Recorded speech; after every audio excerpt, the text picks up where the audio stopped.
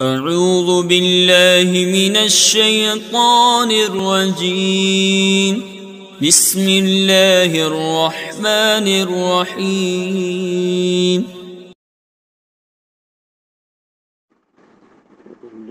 بسم الله الذي الله رب محمد صلى الله عليه وسلم نحن عباد محمد صلى الله عليه وسلم محمد رسول الله رضوی مدرس دارالعلوم غریب نواز الہ آباد جماعت ثالثہ کے طلبہ سے مخاطب ہوں۔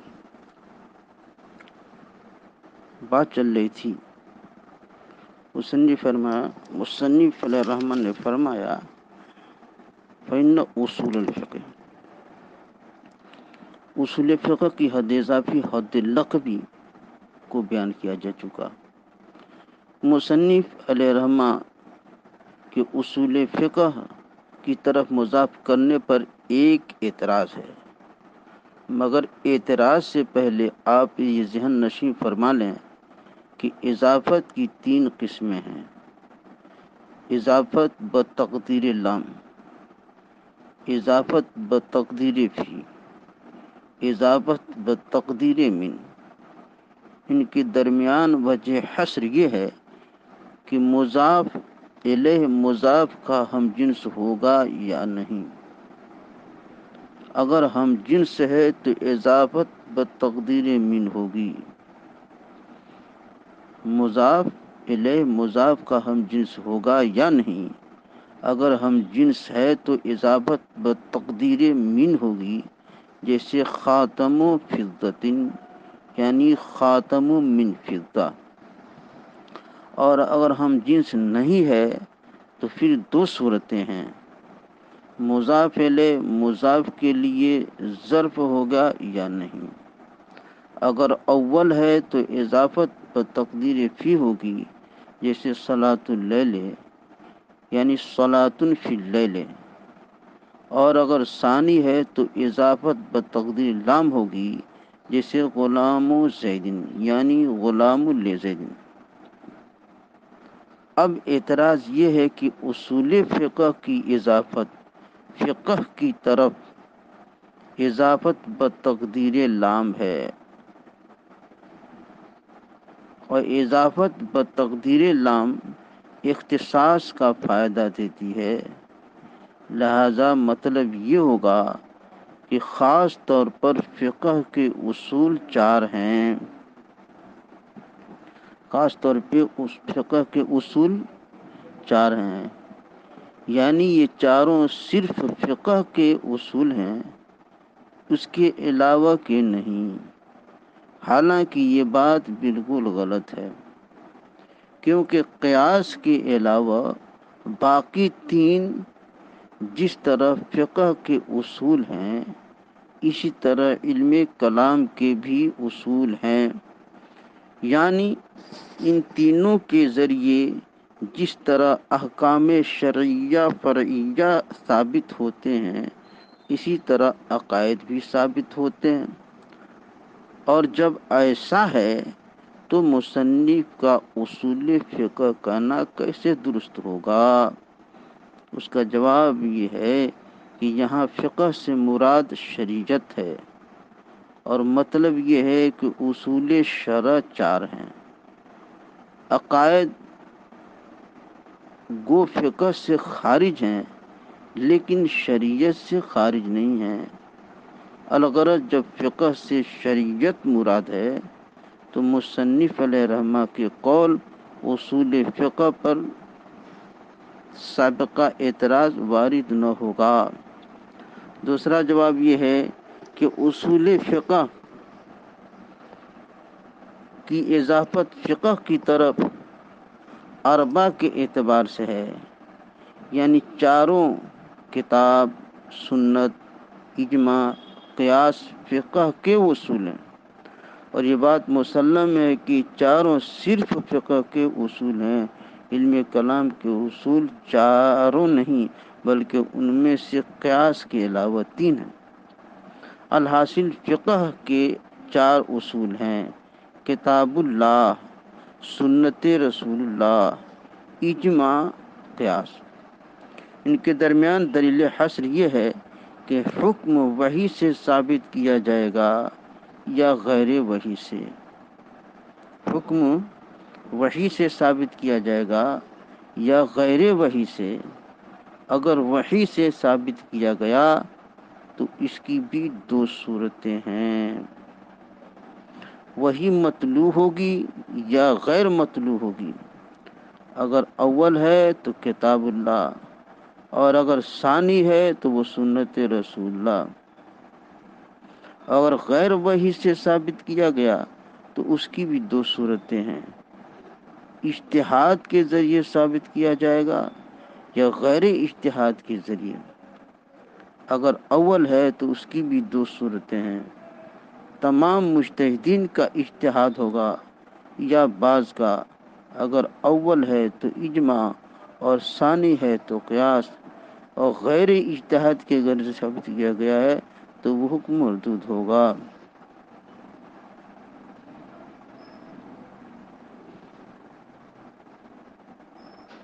اور اگر غیر اجتہاد حجت اور غیر اجتہاد حجت نہیں ہوگا۔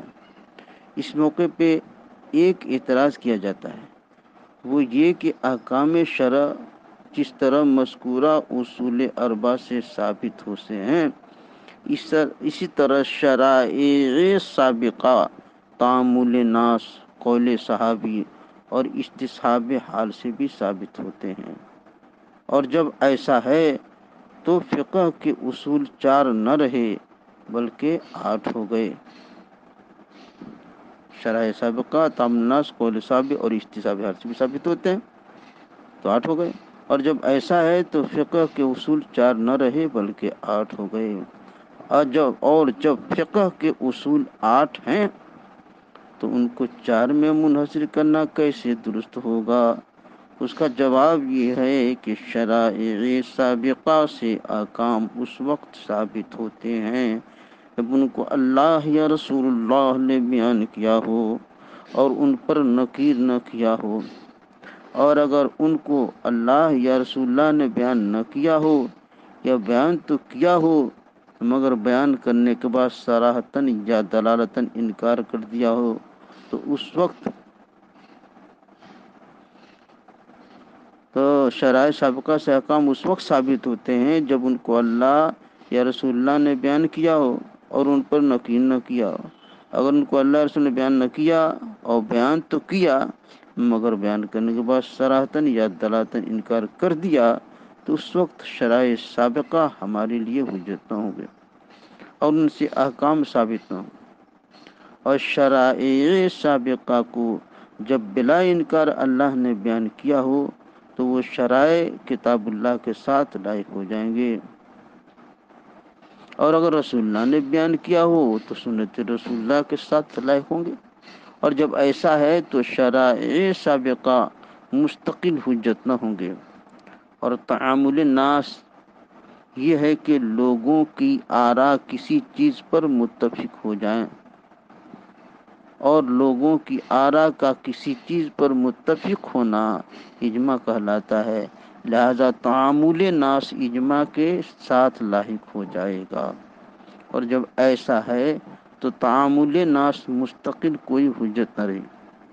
اور رہا قول صحابی سے احکام کا ثابت ہونا، تو ہم کہتے ہیں صحابی کا قول یا تو قیاس و عقل کے موافق ہوگا یا مخالف ہوگا۔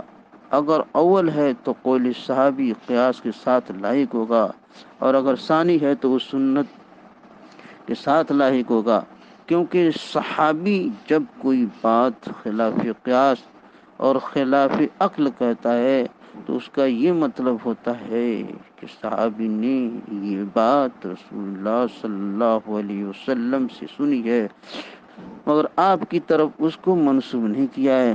اور جب ایسا ہے تو قول صحابی بھی مستقل کوئی حجت نہ ہوا۔ اور رہا استصحاب تو وہ بھی قیاس کے ساتھ لاحق ہے، وہ بھی قیاس کے ساتھ لاحق ہے۔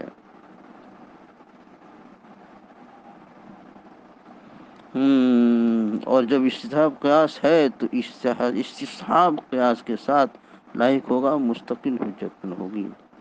الحاصل شرائع سابقہ، تعامل ناس، قول صحابی اور استصحاب جب مستقل حجتیں نہیں ہیں بلکہ مذکورہ چار میں سے کسی ایک کے ساتھ ملحق ہیں تو فقہ کے اصول چار ہی رہے، آٹھ نہ ہوئے۔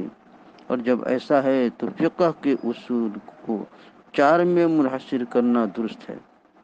یہ خیال رہے کہ یہاں کتاب سے مراد پورا قرآن نہیں بلکہ قرآن کی وہ 500 آیات مراد ہیں جن پر احکام شرعیہ کی بنیاد ہے۔ اسی طرح سنت سے حدیث کا پورا ذخیرہ مراد نہیں ہے بلکہ 3000 احادیث مراد ہیں۔ یہی مقدار احکام کی اساس اور بنیاد ہیں۔ اجماع امت سے مراد رسول اکرم صلی اللہ علیہ وسلم کی امت کا اجماع ہے۔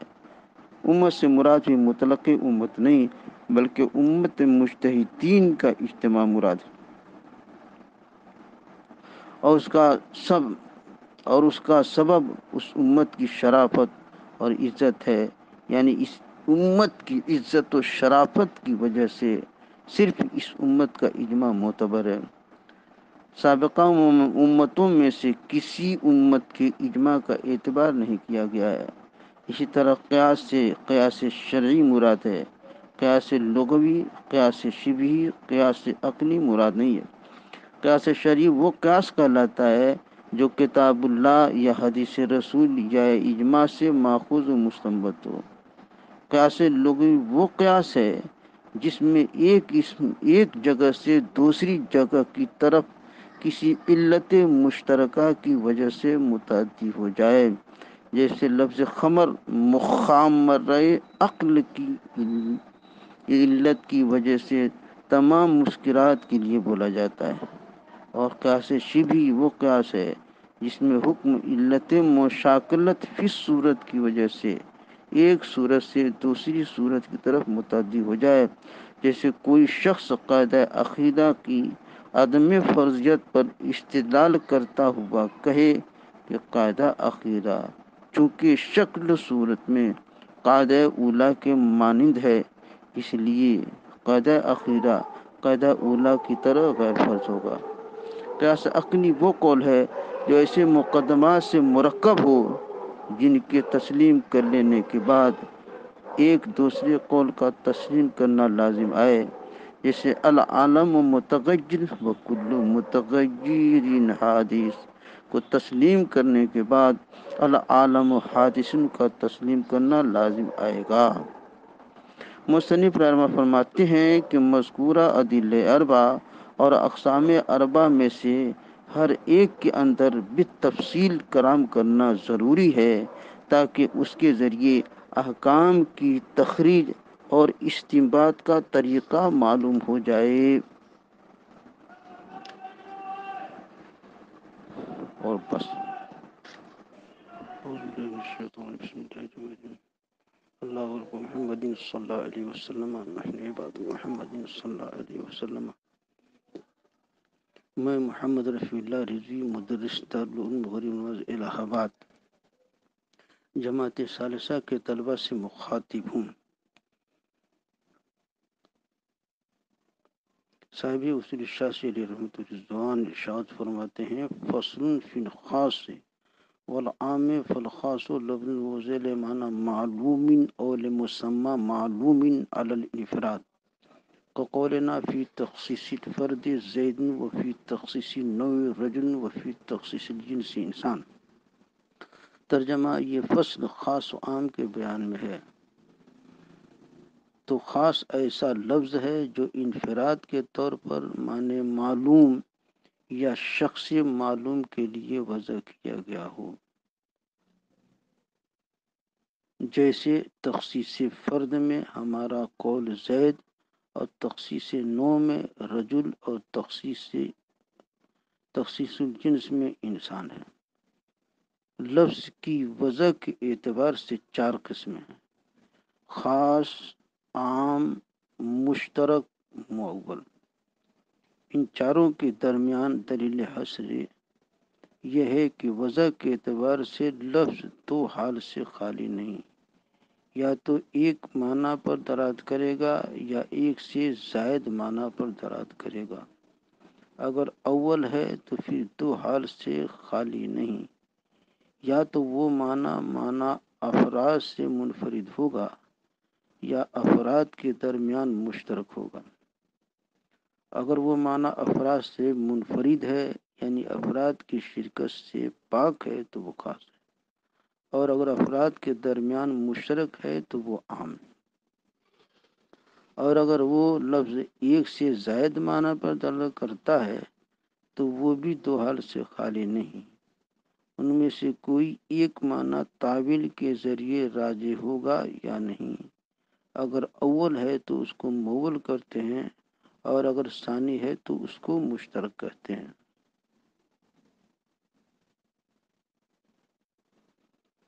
فاضل مصنف نے اس فصل میں خاص و عام کو بیان کیا ہے، اور اگلی فصل میں مشترک اور مول کو بیان فرمائیں گے۔ رہا یہ سوال کہ خاص و عام کو ایک فصل میں اور مشترک مول کو ایک فصل میں کیوں جمع کیا، اس کا ایک جواب تو یہ ہے کہ خاص و عام دونوں اس بات میں شریک ہیں کہ ان میں سے ہر ایک معنی واحد کے لیے موضوع ہے، لیکن معنی واحد خاص میں منفرد عن الافراد ہوتا ہے اور عام میں مشتمل الافراد ہوتا ہے، تو اس شرکت کی وجہ سے دونوں کو ایک فصل میں بیان کر دیا گیا۔ دوسرا جواب یہ ہے کہ دونوں اس بات میں شریک ہیں کہ ان میں سے ہر ایک حکم کو قطعی طور پر ثابت کرتا ہے، اس کے برخلاف مشترک اور مول کہ وہ حکم کو قطعی طور پر ثابت نہیں کرتے ہیں۔ تو خاص و عام حکم کو قطعی طور پر ثابت کرنے میں چونکہ شریک ہیں، اس لیے ان دونوں کو ایک فصل میں ذکر کر دیا گیا۔ رہا یہ سوال کہ خاص کو عام پر کیوں مقدم کیا گیا، تو اس کا ایک جواب تو یہ ہے کہ خاص بمنزل مفرد کے ہے اور عام بمنزل مرکب کے ہے، اور مفرد مرکب پر مقدم ہوتا ہے، اس لیے خاص کو عام پر مقدم کر دیا گیا۔ دوسرا جواب یہ ہے کہ خاص کا حکم متفق علیہ یعنی خاص بالاتفاق مفید یقین ہے، اور عام کا حکم مختلف ہی ہے کہ احناف کے نزدیک مفید یقین ہے اور شوافع کے نزدیک مفید ظن ہے، اور یہ بات آپ کو بھی معلوم ہے کہ متفق علیہ مختلف فیہ پر مقدم ہوتا ہے، اس لیے خاص کو عام پر مقدم کیا گیا ہے۔ مصنف کتاب نے خاص کی تعریف بیان کرتے ہوئے فرمایا ہے کہ خاص وہ لفظ ہے جس کو تنہا معنی معلوم یا تنہا شخص معلوم کے لیے وضع کیا گیا ہے۔ خاص کی اس تعریف میں کلمہ لفظ جنس کے مرتبے میں ہے جو تمام الفاظ کو شامل ہے، اور الفاظ خواہ مومل ہوں خواہ معنی دار ہوں۔ وہ ذیل معنی پہلی فصل ہے جو خاص کی تعریف سے مہملات یعنی بے معنی الفاظ کو خارج کرتی ہے۔ معلوم دوسری فصل ہے کیونکہ معلوم سے معلوم المراد مقصود ہوگا یا معلوم بیان مقصود ہوگا۔ اگر اول یعنی یہ مطلب ہے کہ خاص ہر وہ لفظ ہے جو ایسے معنی کے لیے وضع کیا گیا ہو جس کی مراد معلوم ہو، تو اس معلوم کی قید کے ذریعے خاص کی تعریف سے مشترک خارج ہو جائے گا، کیونکہ مشترک ایسے معنی کے لیے موضوع ہوتا ہے جس کی مراد معلوم نہیں ہوتی۔ اس صورت میں علل انفراد تیسری فصل ہوگی اور اس کے ذریعے خاص کی تعریف سے عام خارج ہوگا، کیونکہ انفراد کا مطلب یہ ہے کہ وہ معنی منفرد ہوں یعنی دوسرے معنی سے بھی منفرد ہوں اور افراد سے بھی منفرد ہوں، تو جب وہ معنی افراد سے منفرد ہوں گے تو خاص کی تعریف سے عام خارج ہو جائے گا، کیونکہ عام کے معنی افراد سے منفرد نہیں ہوتے بلکہ اس کے تحت بہت سے افراد ہوتے ہیں۔ الحاصل اگر معلوم سے معلوم المراد کا قصد کیا گیا ہے تو معلوم کی قید کے ذریعے مشترک خارج ہوگا اور علل انفراد کی قید کے ذریعے خاص کی تعریف سے عام خارج ہوگا، اور اگر معلوم سے معلوم البیان مقصود ہے، یعنی یہ مطلب ہے کہ خاص ہر وہ لفظ ہے جو ایسے معنی کے لیے وضع کیا گیا ہو جو معنی لفظ سے واضح اور ظاہر ہوں، تو اس صورت میں معلوم کی قید کے ذریعے خاص کی تعریف سے مشترک خارج نہ ہوگا، کیونکہ لفظ مشترک جن معنی کے لیے موضوع ہوتا ہے وہ تمام معنی سے واضح اور ظاہر ہوتے ہیں، وہ تمام معنی لفظ سے واضح اور ظاہر ہوتے ہیں۔ البتہ تیسری فصل یعنی علل انفراد کی قید سے خاص کی تعریف سے مشترک اور عام دونوں خارج ہو جائیں گے، کیونکہ علل انفراد کا مطلب یہ ہے کہ خاص جس معنی کے لیے وضع کیا گیا ہے وہ معنی افراد سے بھی منفرد ہوں اور دوسرے معنی سے بھی منفرد ہوں، تو خاص کے معنی چونکہ دوسرے معنی سے منفرد ہوتے ہیں،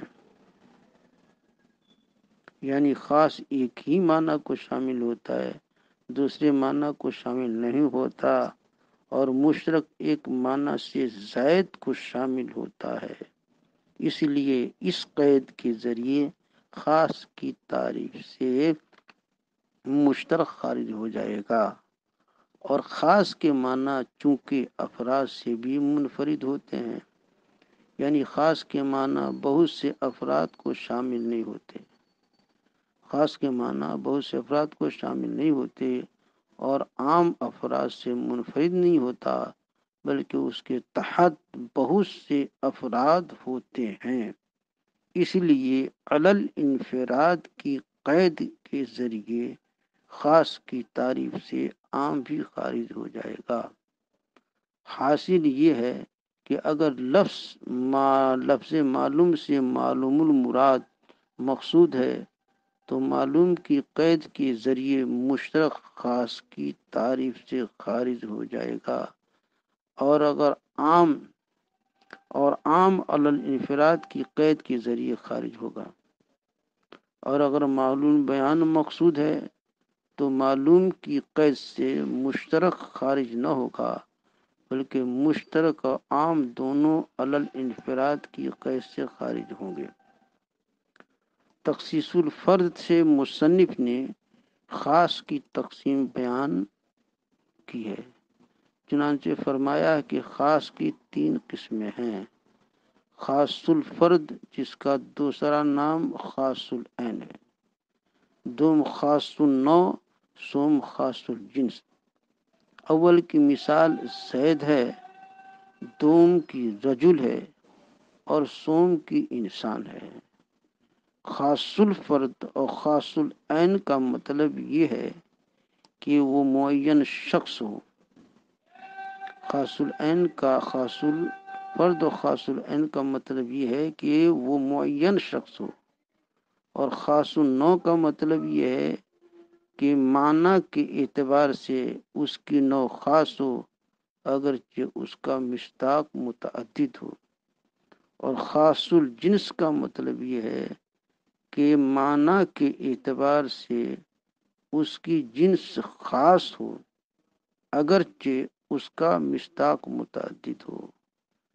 صاحب اصول الشاسی نے خاص الجنس کی مثال میں انسان کو پیش کیا ہے، حالانکہ مناطقہ اس کو جنس کی مثال میں پیش کرتے ہیں۔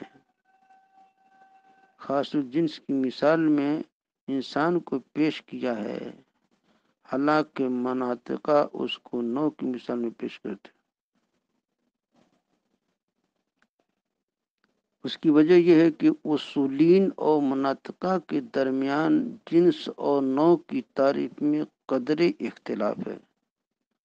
وجہ اختلاف یہ ہے کہ اصولین اغراض و مقاصد سے بحث کرتے ہیں اور مناطقہ حقائق سے بحث کرتے ہیں۔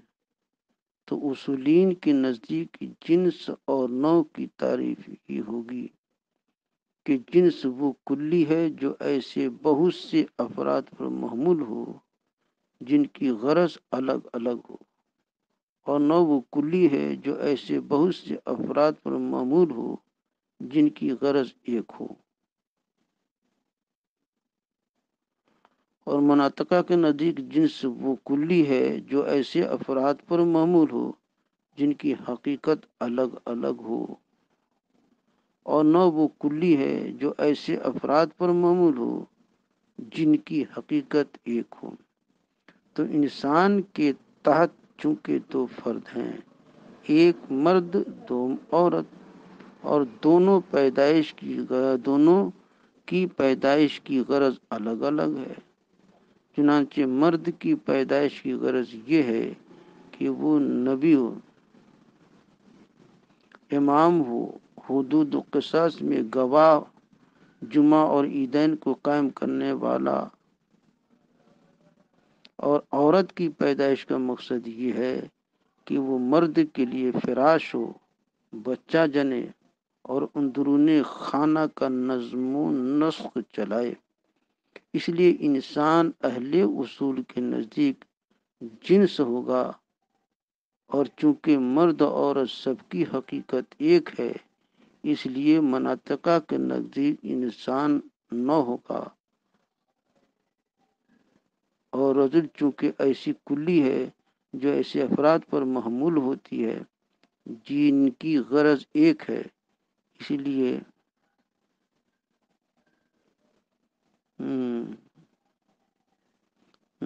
انسان اہل اصول کے نزدیک جنس ہوگا، اور چونکہ مرد عورت سب کی حقیقت ایک ہے اس لیے مناطقہ کے نزدیک انسان نوع ہوگا، اور رجل چونکہ ایسی کلی ہے جو ایسے افراد پر محمول ہوتی ہے جن کی غرض ایک ہے، اسی لیے اہل اصول کے نزدیک رجل نوع ہوگا، اور زید چونکہ ایک معین شخص ہے، ایک وجہ کے اعتبار سے شرکت کا احتمال نہیں رکھتا، اگرچہ تعدد وجہ کے اعتبار سے شرکت کا احتمال رکھتا ہے، بہی طور کہ دو شخصوں نے اپنے بچے کا نام زید رکھ دیا ہو، اس لیے یہ خاص الفرد اور خاص العین ہوگا۔ مصنف کی بیان کردہ تعریف خاص پر یہ اعتراض ہو سکتا ہے کہ مصنف نے معنی معلوم کے بعد مسمى معلوم کو کیوں ذکر کیا ہے؟ اس کا جواب یہ ہے کہ معنی معلوم کے ذکر سے خاص کی تعریف خاص الجنس اور خاص النوع کو تو شامل ہو جاتی ہے۔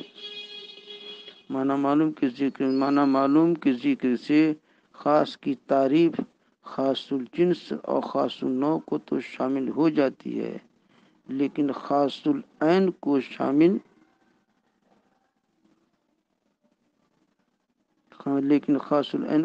نہیں ہوتی، اس لیے کہ خاص العین کسی معنی کے لیے موضوع نہیں ہوتا بلکہ شخص معین کے لیے موضوع ہوتا ہے۔ تو خاص العین کو خاص کی تعریف کے تحت داخل کرنے کے لیے معنی معلوم کے بعد مسمى معلوم کو ذکر کر دیا گیا۔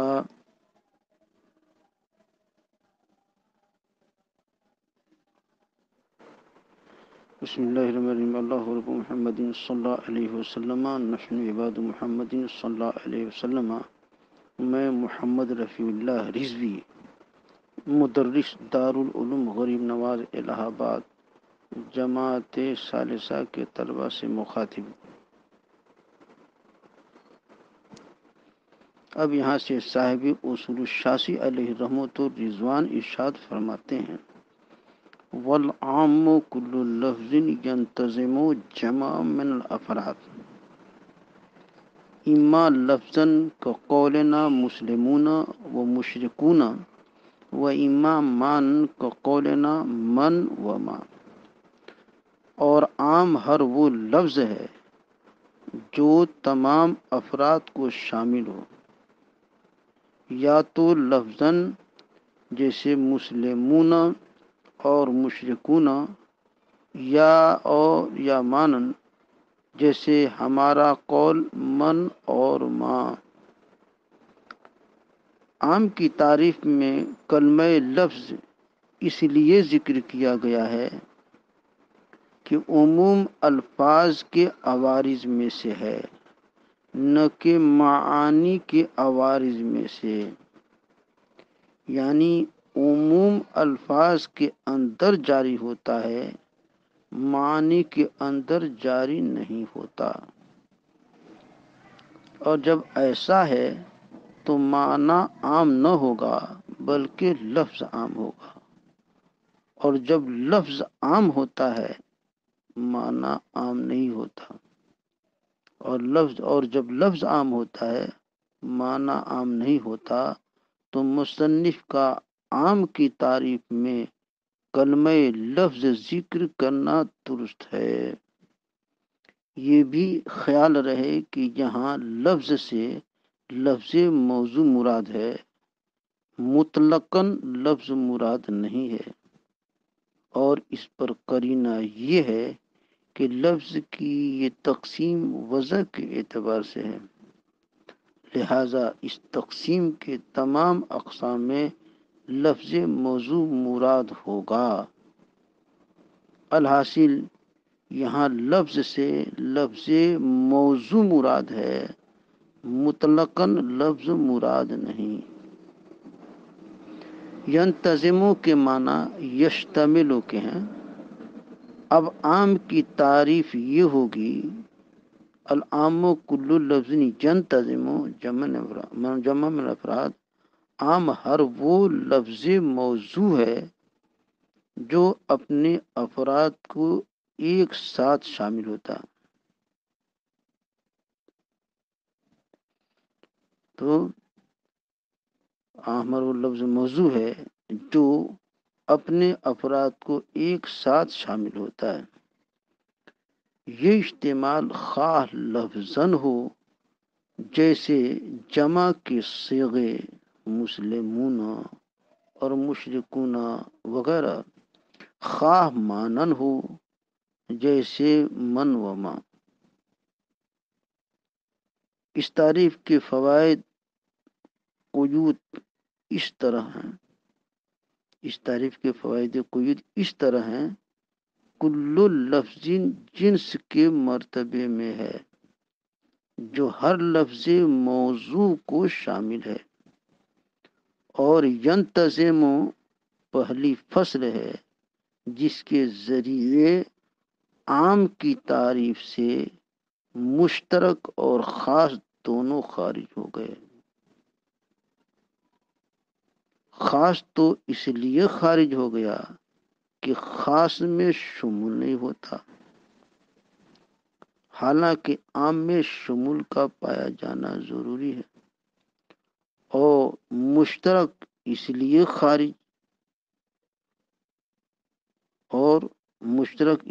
خارج ہو گیا کہ مشترک ایک سے زائد معنی کو شامل نہیں ہوتا بلکہ علی سبیل البدلیت ہر معنی کا احتمال رکھتا ہے. حالانکہ عام میں شمول اور اشتمال کا پایا جانا ضروری ہے. اشتمال اور بدلیت کے درمیان فرق یہ ہے کہ اشتمال کہتے ہیں لفظ کا افراد کثیرہ پر یک بارگی صادقانہ، اور بدلیت کہتے ہیں لفظ کا اپنے افراد پر یکے بعد دیگرے نوبت بنوبت صادقانہ. اشتمال اور بدلیت تو مشترک ایک سے زائد معنی کو شامل نہیں ہوتا، بلکہ علی سبیل البدلیت ہر معنی کا احتمال رکھتا ہے۔ اشتمال اور بدلیت کے درمیان فرق یہ ہے کہ اشتمال کہتے ہیں لفظ کا افراد کثیرہ پر یک بارگی صادقانہ، اشتمال کہتے ہیں لفظ کا افراد کثیرہ پر یک بارگی صادقانہ، اور بدلیت کہتے ہیں کہ لفظ کا اپنے افراد پر یکی بعد دیگرے نوبت بو نوبت صادقانہ۔ تو اشتمال اور بدلیت میں فرق اچھی طرح یاد رکھیے۔ اشتمال کہتے ہیں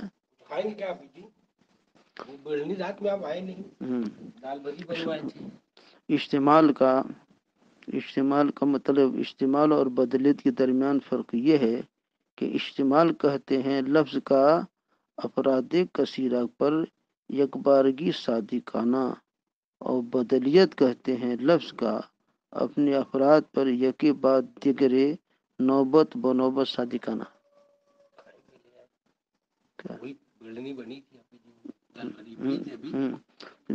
لفظ کا کہہ رہے ہیں لفظ کا اپنے افراد پر یک بارگی، تو اشتمال کہتے ہیں کہ لفظ کا اپنے تمام افراد پر عام، اس میں کہتے ہیں لفظ کا افراد کثیرہ پر یک بارگی صادقانہ، یک بارگی صادقانہ۔ اور بدل کہتے ہیں لفظ کا اپنے افراد پر یکے بعد دیگرے نوبت بنوبت صادقانہ۔ اس کو اچھی طرح یاد رکھیے، اشتمال اور بدلیت میں فرق کو۔ جمع من الافراد دوسری فصل ہے جس کے ذریعے تثنیہ اور دوسرے اسماء عدد کو عام کی تعریف سے خارج کیا گیا ہے۔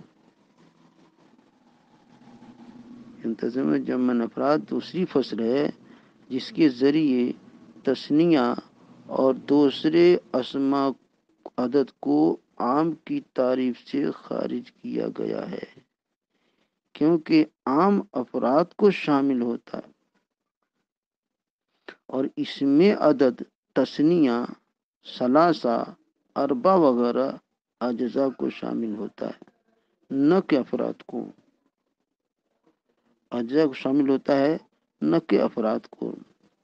اور اجزاء افراد کے درمیان فرق ہے،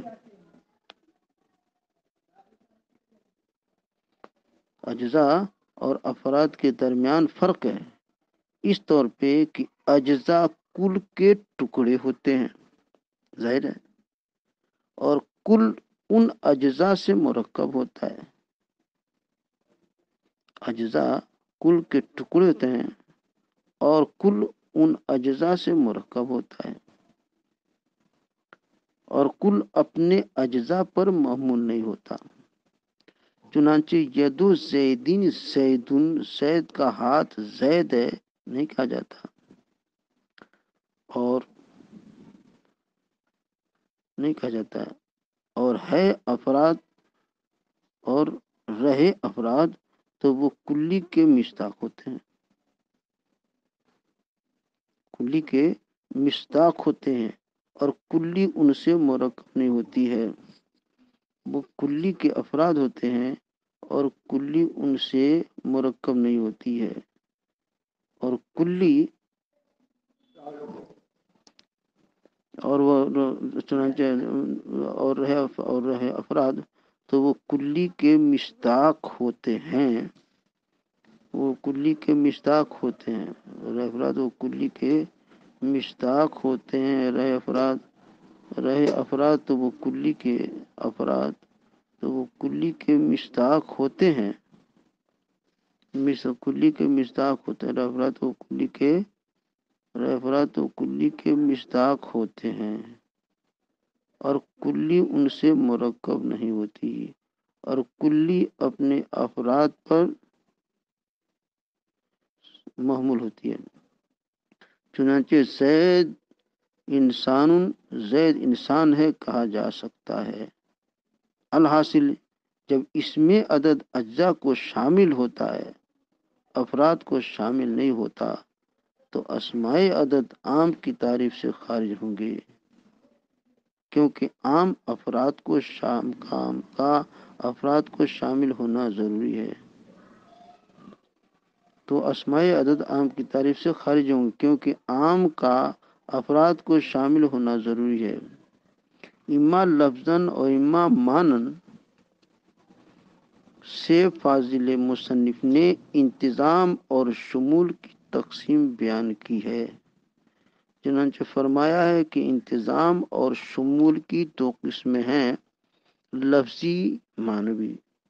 انتظامی لفظ یہ ہے کہ عام اپنے افراد کو لفظ اور صیغے کے اعتبار سے شامل ہو۔ انتظامی لفظ یہ ہے کہ عام اپنے افراد کو لفظ اور صیغے کے اعتبار سے شامل ہو، جیسے جمع کے صیغے مسلمون اور مشرکون رجال۔ اور انتظام معنی یہ ہے کہ عام اپنے افراد کو معنی کے اعتبار سے شامل ہو، صیغے اور لفظ کے اس میں کوئی دخل نہ ہو، جیسے من اور ما، رہت، قوم۔